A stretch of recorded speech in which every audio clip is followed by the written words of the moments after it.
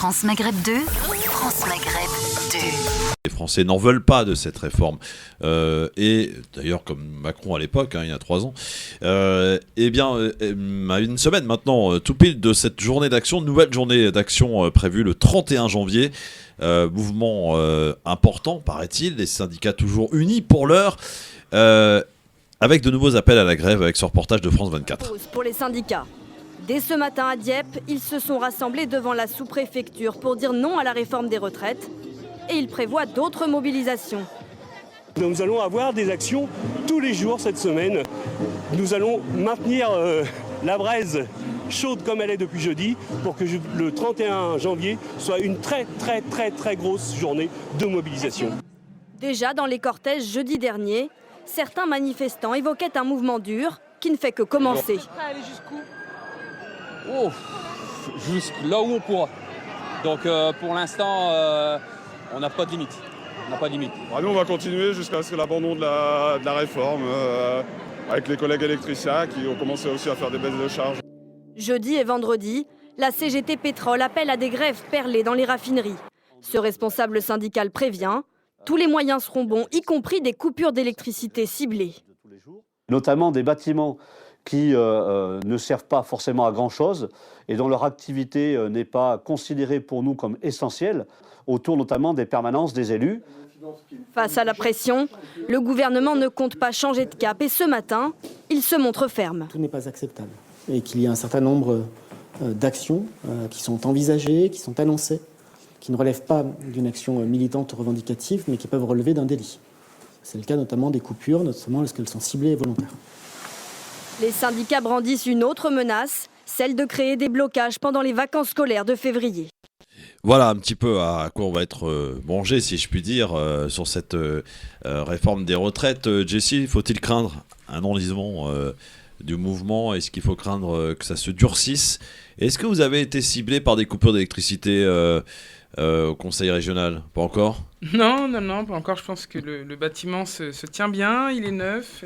Oui, c'est vrai qu'il est neuf. Exactement. Il est beau, à Saint-Ouen il se trouve. Exactement, et il fait preuve d'énormément d'innovation écologique. Donc du coup, je pense, garde de toutes ces coupures, étant donné qu'on a quand même essayé de faire pas mal d'efforts, notamment en descendant les températures à 19 un peu partout. Mais le vrai sujet, un peu, moi, ce qui m'ennuie... en même temps, vous y êtes pas souvent, donc ça va. Ouais, ça dépend, quand même. Ces derniers temps, on y était pas mal. Après, c'est peut-être aussi la rentrée qui fait que, mais les périodes de séance, déjà, on y était hier, mais je reviendrai dessus tout à l'heure. Mais c'est vrai que ce sujet un peu de la réforme des retraites, là où ça m'ennuie, c'est qu'on a entre 70 et 80% des Français qui sont contre, et on a très peu de personnes mobilisées. Donc ce qui est ennuyant, c'est de se dire à quel moment le gouvernement va commencer à avoir peur. Et qu'est-ce qui peut faire peur au gouvernement ? Pour toi, il n'a pas peur pour l'instant. Il ne tremble pas. Je ne crois pas, Christophe. Le pays tourne. Je partage l'avis de Jessie. Le pays tourne tant qu'il n'y a rien qui embête réellement les Français. Et c'est pour la raison pour laquelle le gouvernement met en avant des éléments de langage qui sont le fait qu'il ne faut pas prendre en otage les Français, il ne faut pas bloquer les Français. C'est comme s'il mettait une fois de plus les manifestants face aux pauvres Français qui, eux, sont victimes des manifestants, alors qu'ils ne font, je pense, pour une partie d'entre eux, que représenter un petit peu ces 70 ou 80% des Français qui se disent contre la réforme. Entre 1 et 2 millions de personnes dans les rues, quand même, ça fait pas peur, Smaïn ?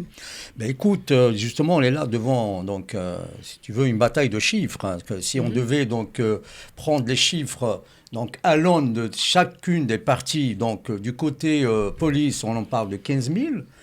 Pas pour samedi, je parle de samedi. La mobilisation des jeunes. On parle de la manifestation qui va venir de jeudi dernier. Jeudi dernier, on parlait de 1 million. 1,2 million reconnus par le ministère en France. Absolument, c'est le cas de le dire. Mais 2 toujours millions pour les syndicats. Non, mais parce que pourquoi on a minimisé un peu les chiffres en parlant de la manif de samedi. Pourquoi on a minimisé les chiffres ? C'est pour dire que quelque part, cet élan de contestation est à bout de souffle. C'est pas le cas.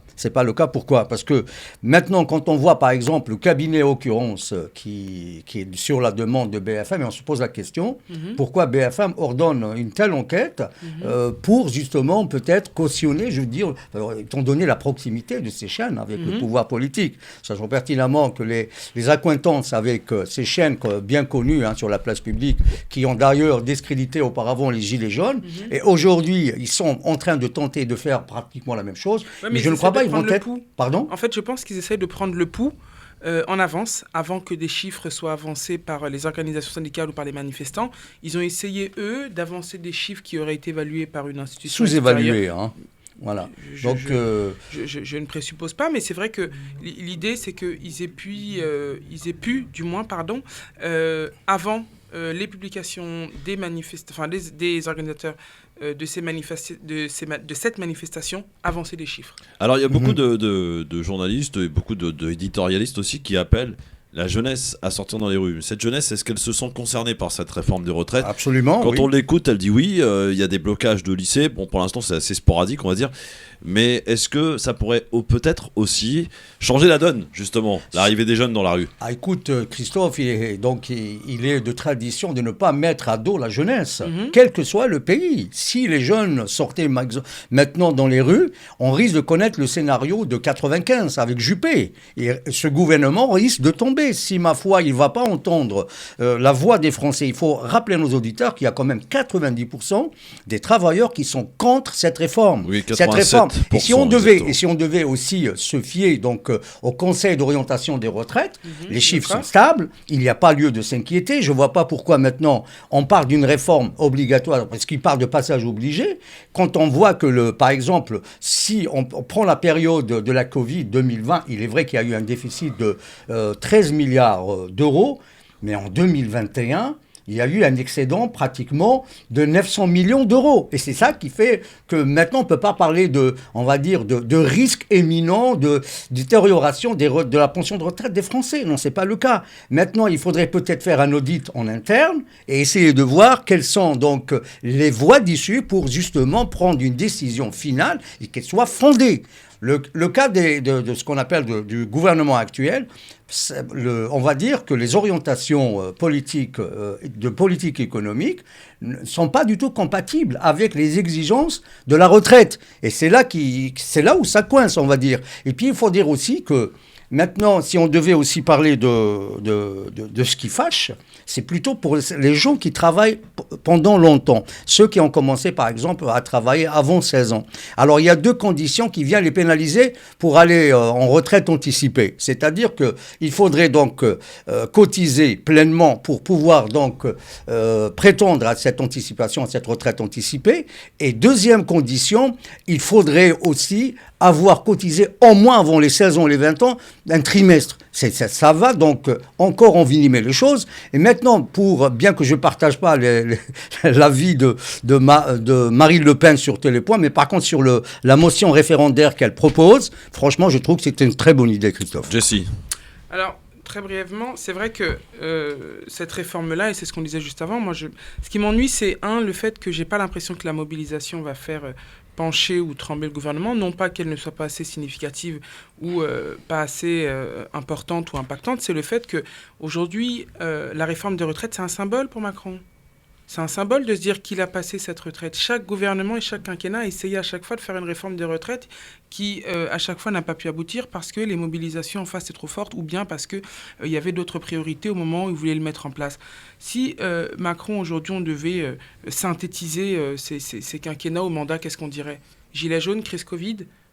De quelle manière on peut considérer qu'il a aujourd'hui impacté l'histoire de la politique ou bien même de la société ? Si ce n'est dans le fait que il est arrivé du jour au lendemain, il a été élu. Si on demandait Macron en 5 mots, qu'est-ce que c'est ? Macron en 5 actions, en 5 réformes, en 5 lois, qu'est-ce que c'est ? Les gens ne pourraient pas vous dire. Son mandat a plus été marqué par les contestations auxquelles il a fait face que par les actions que lui, il a mis en place, bien malheureusement. Ou par ses sorties malheureuses aussi. Exactement, ses sorties malheureuses, ou le fait qu'il ne correspondait pas au profil et qu'il est arrivé, il a fait un hold-up dans la nuit. D'accord. Mais cette réforme-là serait le symbole de ce qu'une fois de plus, il a réussi à faire que ses prédécesseurs n'ont pas réussi à faire. En disant cette réforme de retraite, il fallait qu'elle soit faite.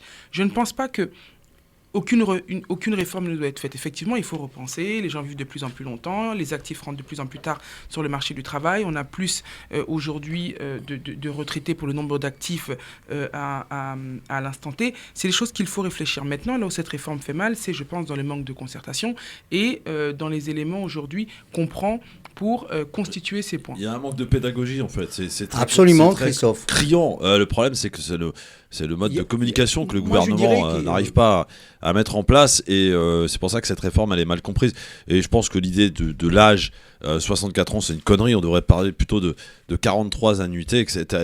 Et on s'arrête là. Après, voir dans les détails au niveau pénibilité, vous avez remarqué quand même que les régimes spéciaux, certains, on les a conservés parce qu'on veut pas se les mettre à dos. Les policiers, par exemple, voilà, tout ce qui est militaire système, aussi. Voilà, donc bon, on en reparle dans un instant. Ne bougez pas avec vos appels au 01 40 33 9000. Va-t-on vers le dur? C'est la question qu'on peut se poser aujourd'hui. Ne bougez pas, le Grand Forum revient dans un instant. Le Grand Forum sur France Maghreb 2. D'être avec nous en direct sur votre radio France Maghreb 2. On en parle, c'est vrai, depuis un petit moment et c'est normal parce que c'est d'actualité de cette réforme des retraites avec Jessie Claude qui est conseillère régionale, avec Smaïn Tefour, journaliste, avec vous aussi, auditrice, auditeur. Exprimez-vous et venez nous expliquer pourquoi, et c'est la question ce que se posaient Smaïn et Jessie, pourquoi finalement on sent qu'il n'y a pas grand monde, finalement on sent pas une grosse mobilisation, on n'a pas de quoi trembler si on est du côté de l'exécutif. Et pourtant, les syndicats sont unis, tous les ingrédients sont là pour que ça soit vraiment un mouvement qui soit suivi d'ampleur nationale. Nous dit-on la semaine prochaine, 31 janvier, deuxième grande journée d'action. Et on dit qu'on va franchir un cap, on va rentrer dans le dur. Est-ce que vraiment tu y crois, Jessie? On va rentrer ou pas dans le dur, selon toi? Alors, ce serait possible... effectivement, si au-delà de la réforme des retraites, comme ce qu'on disait dernièrement, que tous les... C'est ce que je disais, mais Nicolas m'a repris en me disant que c'était extrêmement de gauche, la convergence des luttes, c'est-à-dire aujourd'hui, on a les boulangers qui sont prêts à manifester. Enfin, ils ont manifesté hier. Ils ont manifesté hier. Ouais. Il y a tellement de sujets que si tout cela venait à faire un effet boule de neige, oui, ça pourrait faire tomber le gouvernement. Mais de façon isolée, sachant déjà qu'ils ont l'appui des groupes politiques LR pour pouvoir faire passer ce projet, j'ai des doutes. Mais ce n'est pas parce que j'ai des doutes que c'est impossible. Je pense qu'ils peuvent surprendre. Les LR, justement, qui jouent un jeu particulier dans cette histoire aussi, Smaïn. Oui, tout à fait. Les LR, ils sont plus ou moins partagés entre le oui entre le pour et le contre. On a Ciotti, le président du parti, qui est plutôt favorable. Et vous avez une autre L, Xavier Bertrand, qui est lui contre, par exemple. C'est la scission entre les deux personnes, on va dire. Enfin, c'est le clivage qui est en train de se manifester au grand jour. Pradier, exactement. Enfin, pardon ? Pradier et ceux aussi qui le suivent à l'Assemblée qui sont contre également. C'est surtout, on va dire, un conflit de leadership entre les deux hommes. Mais pour revenir à ta question, Christophe, Ciotti, c'est un personnage qui mange à tous les râteliers, pourvu qu'elle arrive à ses ambitions, c'est-à-dire qu'il arrive à concrétiser ses ambitions. Je ne pense pas que ce qu'on appelle le dossier des retraites qui soit très très bien, on va dire, discuté, entamé, très bien pensé, dès lors où on apprend par exemple que les services de la Première ministre Borne, qui avait donc donné une documentation aux différents médias expliquant, on va dire, pour parler de pédagogie, les étapes donc à franchir et à faire, surtout que les chiffres qu'elle avait avancés, ils étaient exprimés en euros, ce qui est en contradiction avec ce qu'on appelle la logique des chiffres. Généralement, quand on parle de retraite, on parle beaucoup plus en termes de pourcents. Parce que quand on avance, par exemple, un chiffre de 1,8 milliard de déficit pour cette année et qu'on parle de pratiquement 43 ou 44 milliards d'ici 2050, l'écart, je te laisse deviner l'écart, Christophe, entre les deux chiffres. Mais si on devait donc raisonner avec, en pourcentage, on aura 0,1% du PIB en 2022 et de 0,8% en 2050. Donc l'écart, il n'est pas si important que ça. Donc c'est la raison pour laquelle je pense que le dossier de la retraite, il n'est pas si urgent que ça. Moi, je pense qu'il faudrait faire un audit qui soit donc opéré par un organisme qui soit totalement indépendant, qui n'y ait pas d'affiliation politique ou partisane. Est-ce que maintenant, pour revenir encore une fois aux médias partisans qui font tout pour faire passer cette réforme, franchement, c'est contre-productif et c'est contre l'intérêt de ce pays. Tu crois pas si bien dire, parce qu'on a appris par des indiscrétions que une dizaine d'éditorialistes de grandes chaînes ont été invités à déjeuner avec Macron pour que Macron leur donne les éléments de langage justement face à cette réforme des retraites. Est-ce que ça aussi, là, on n'a pas franchi un cap? Est-ce que ça, c'est pas inquiétant? Ah oui. Ma chère Jessie, que le président de la République invite des éditorialistes, des journalistes à venir dîner pour leur donner des éléments de langage? Alors c'est vrai que je suis assez étonné parce que j'apprends, comme tu dis, cette indiscrétion. Et il y a eu un autre groupe de journalistes qui ont été reçus par des conseillers de Macron, et là on a franchi un cap, c'est Emmanuel Macron lui-même qui a reçu des éditorialistes, notamment Saint-Cric qui est journaliste très connu, je crois, chef de la rédaction de France Télévisions. Oui, c'est bien ça. On a également Duhamel qui est venu, donc qui représentait BFM et tout le groupe BFM RMC, et comme ça des journalistes éditorialistes invités à manger, à dîner avec Macron pour qu'il puisse leur donner des éléments de langage, pour que les médias fassent le boulot du gouvernement, c'est-à-dire expliquer cette réforme de retraite, eux qui n'y arrivent pas en fait. Écoute Christophe, je ne pense pas que les professionnels des médias soient des économistes. Donc il faudrait plutôt faire appel à des économistes pour leur expliquer et surtout demander de la rescousse. Parce que là, il y a polémique au sein de la société française. On n'est pas d'accord sur cette réforme. Même si après le gouvernement va nous faire, on va dire, des tours de passe-passe, nous faisant donc croire comme quoi on est devant le péril d'une dégringolade, enfin du système de retraite ici en France.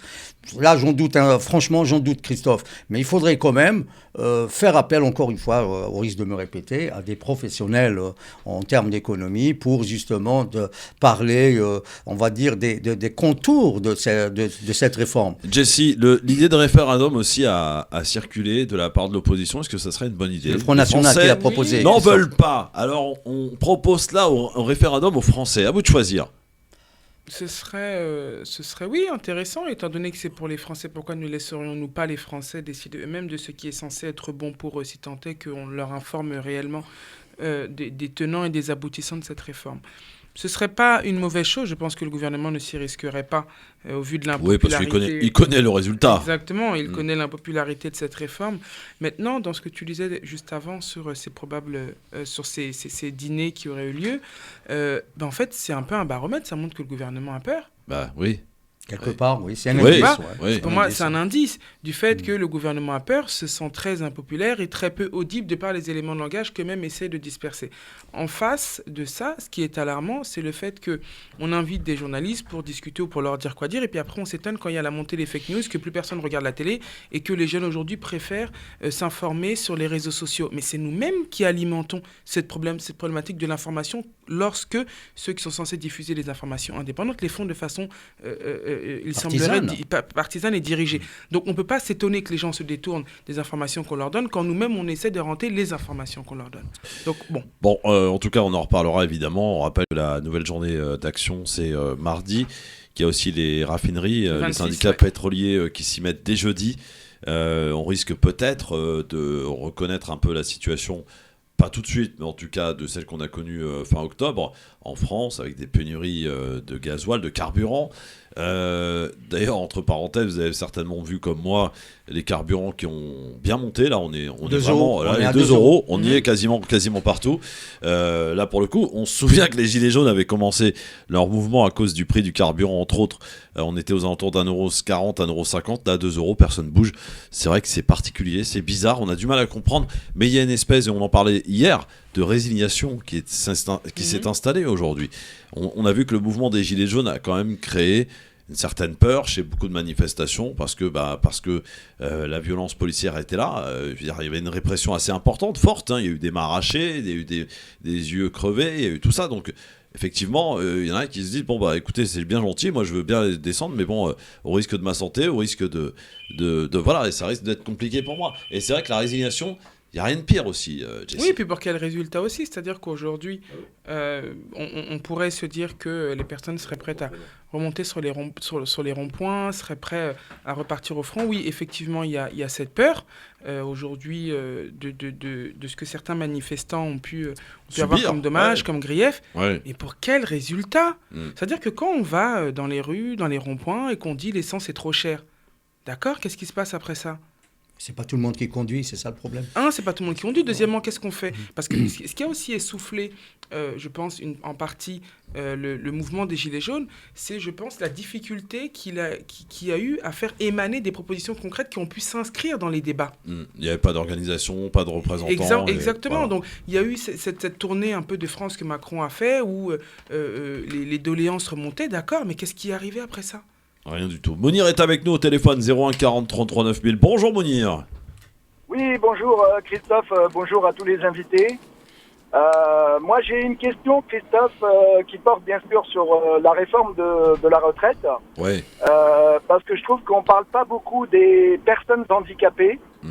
Et j'avais une question à poser à tes invités. Je voulais savoir si les personnes frappées d'un handicap de catégorie 2, voire de catégorie 3, sont impactées par cette réforme, ou est-ce que rien ne change pour eux?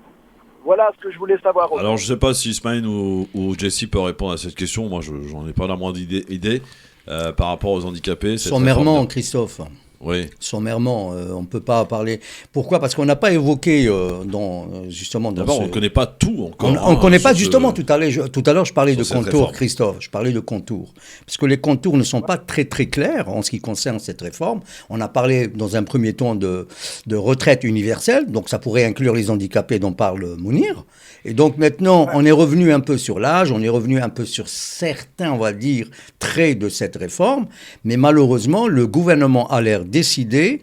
Après, est-ce qu'ils vont continuer ou vont maintenir le cap? On ne le sait pas. Pour revenir à la question sur les handicapés, je ne pense pas qu'ils vont être touchés parce qu'ils font partie quand même de la catégorie de personnes, on va dire, fragiles et précaires ici en France. Et donc, ils ont des droits très, très bien donc, structurés et protégés. Je ne pense pas. Mais là, je parle sur la base de connaissances en termes de droits, on va dire. Mais sur les contours comment on appelle ça, de la retraite, je ne peux pas vous assurer, donc, dans l'absolu, comme quoi ils ne sont pas concernés. Mais je pense, au titre justement du droit et au titre, si vous voulez, des lois qui préviennent ce genre, on va dire, de dérapage, je pense que les handicapés sont largement protégés. Jessie, peut-être un mot là-dessus? Pas spécialement, je ne m'aventurerai pas parce qu'effectivement, si on avait des éléments qui avaient déjà été présentés... nous en manque beaucoup d'éléments. Il aurait pu peut-être être possible pour nous de pouvoir développer dessus, mais je ne me risquerais même pas à donner un quelconque avis ou à potentiellement argumenter parce que j'aurais pas envie de faire d'impair. Il n'y a pas des éléments. Il n'y a pas assez d'éléments. On ne sait pas encore, Mounir, en fait. Il faut attendre. Voilà. Alors juste, Christophe, si je peux me permettre, pour information, mais avec des pincettes, je dis bien avec des pincettes, d'après mes renseignements, mais encore à prendre avec des réserves, les personnes handicapées de catégorie 2 et 3 peuvent toujours partir à l'âge de 62 ans, d'accord, sauf erreur de ma part, ils ne sont pas obligés de totaliser la totalité de leur trimestre à la condition qu'ils aient cumulé au minimum 120 trimestres dans leur carrière. Mais ça, c'est ce qui est actuel. Mais à savoir, est-ce que ça va changer? Est-ce que ça va changer? Est-ce qu'on va toucher à ça? Ça, on ne sait pas encore en tout cas. Merci Mounir pour cette question. À très bientôt mon Mounir. 01 40 33 9000. On va passer maintenant au zap. Je zappe ou je mate.